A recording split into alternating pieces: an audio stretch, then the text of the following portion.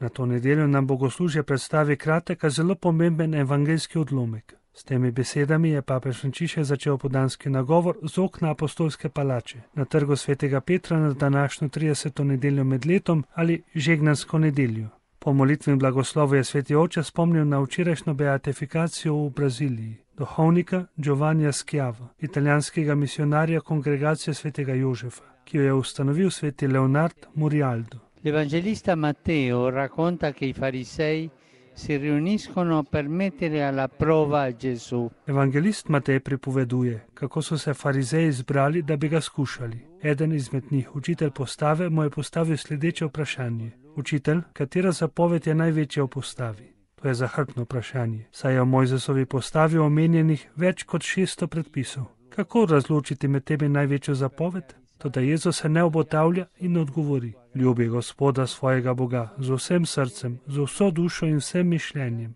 In doda: ljubi svojega bližnjega kakor samega sebe.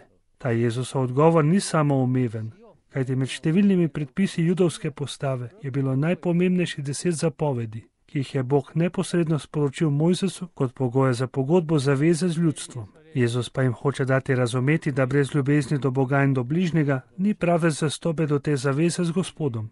To potrjuje drugo besedilo iz druge Mojzesove knjige, tako imenovani zakonik zaveze, kjer je rečeno, da ni mogoče biti v zavezi z Gospodom in grdo ravnati s tistimi, ki uživajo njegovo zaščito.